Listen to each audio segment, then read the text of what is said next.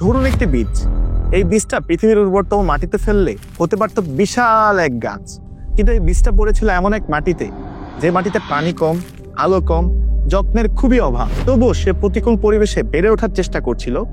তারপর একদিন দমকা হাওয়া এসে বীজটা উড়ে যেয়ে পড়লো এমন এক উর্বর মাটিতে, যে মাটিতে সে তরতর করে খুব দ্রুত বেড়ে উঠলো। খুব দ্রুত সে একটা মহিরুহ বা একটা বড়সড় গাছে পরিণত হলো। সে মানুষজনকে ফল দিল, ছায়া দিল, সে তার সর্বোচ্চ পর্যায়ে পৌঁছে গেল। বলুন তো আমি আসলে কিসের গল্প বলছি? এটাই আসলে বাংলাদেশের মেধাবী শিক্ষার্থীদের গল্প না?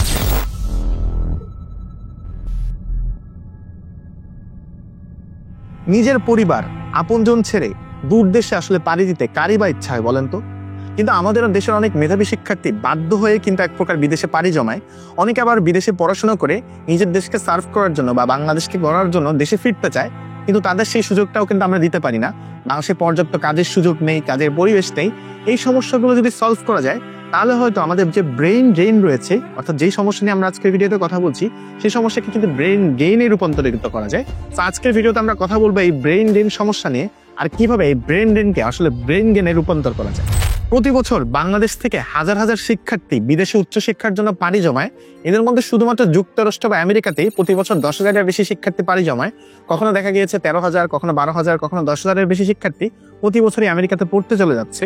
যদিও এদের অনেকেই আসলে দেশে ফিরে কাজ করতে চায় বা দেশের জন্য সম্পদ হিসেবে তারা দেশকে অনেক বেশি সার্ভ করতে চায়, কন্ট্রিবিউট করতে চায়। যদিও অনেকে আসলে দেশের বাইরে থেকেও কন্ট্রিবিউট করছে, কিন্তু অনেকেই চাইলেও আসলে আর দেশে ফিরতে পারে না।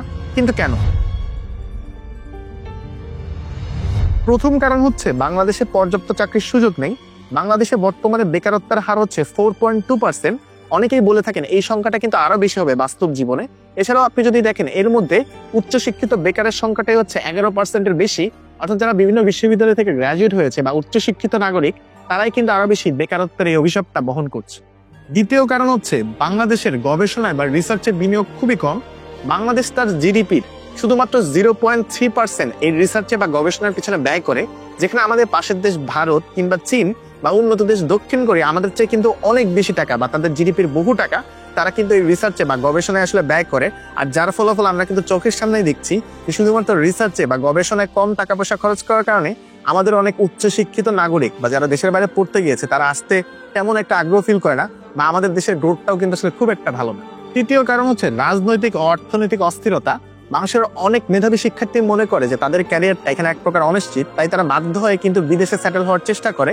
তবে সবচেয়ে আশার ব্যাপার হচ্ছে এই যে আমরা আজকে ব্রেইন ড্রেন নিয়ে কথা বলছি, সেটাকে কিন্তু ব্রেইন ড্রেন আসলে রূপান্তরিত করা যায়। তো কিভাবে যায় সেটা নিয়ে কথা বলবো আমরা একটু পরে। তার আগে কিন্তু আপনাদের জন্য একটা দারুণ খবর আছে। যুক্তরাষ্ট্রের বিভিন্ন মেডিকেল ইউনিভার্সিটিতে যেখানে বছরের খরচ $60,000-70,000, সেখানে আর্কেঞ্জেল ইউনিভার্সিটি দিচ্ছে আপনাদেরকে দারুণ একটা সুযোগ। বার্ষিক মাত্র $15,000 উচ্চশিক্ষা সম্পন্ন করার ব্যবস্থা। এছাড়াও আপনি প্রথম বছর পেয়ে যাচ্ছেন $5,000 স্কলারশিপ, অর্থাৎ প্রথম বছর আপনার খরচ হবে মাত্র $10,000। এই সুবিধা কিন্তু এখানেই শেষ না, আপনাকে কিন্তু একসাথে $10,000 পরিশোধ করতে হবে না। ভিসা সম্পন্ন হওয়ার পর $5,000 পরিশোধ করলেই এন্টিকা আইল্যান্ডের সাগর পাড়ে অবস্থিত আর্কেঞ্জেল ইউনিভার্সিটিতে আপনি কিন্তু আপনার যাত্রাটা শুরু করতে পারবেন। আরো ভালো খবর হলো এনআরবিসি ব্যাংক থেকে সহজে স্টুডেন্ট লোন পাওয়া যাবে। বিজ্ঞান বিভাগ থেকে ন্যূনতম 4 পয়েন্ট পাওয়া শিক্ষার্থীরা এই প্রি মেডিসিন প্রোগ্রামে সরাসরি আবেদন করতে পারবে, যেখানে প্রথম বছর তাদেরকে ইংরেজিতে যে প্রয়োজনীয় বিষয়গুলো রয়েছে সেই বিষয়গুলো সম্পর্কে শেখানো হবে বা প্রশিক্ষণ দেওয়া। পুরো কোর্সের মেয়াদ 6 বছর, এর মধ্যে 4 বছর এন্টিকাতে অধ্যয়ন এবং 2 বছর আমেরিকায় ক্লিনিক্যাল রোটেশন ও USMLE প্রস্তুতি। এছাড়া আপনি বিস্তারিত আর অনেক তথ্যের জন্য আর্কেঞ্জেল ইউনিভার্সিটির ওয়েবসাইট কিংবা সোশ্যাল মিডিয়া বা বাংলাদেশের প্রাইম একাডেমির অফিসে যোগাযোগ করতে পারেন। আর হ্যাঁ, বিস্তারিত সবকিছু আমি কমেন্ট বক্সে বা নিচে দিয়ে দিচ্ছি। এবার চলুন আমরা জেনে আসি যে এই ব্রেইন ড্রেনকে কিভাবে ব্রেইন গেইনে রূপান্তরিত করা যায়। প্রথম কাজটা হচ্ছে দেশে কাজের সুযোগ এবং পরিবেশ সৃষ্টি করতে হবে। আপনি যদি দেখেন আমাদের পাশের দেশ ভারত বা চীন, যাদের অনেক মেধাবী তরুণরা বিভিন্ন জায়গায় পড়তে চলে গিয়েছে, তারা কিন্তু সেই মেধাবী তরুণদেরকে ফেরানোর জন্য বিভিন্ন ধরনের স্কলারশিপ বা ফান্ডিং এর ব্যবস্থা করেছে।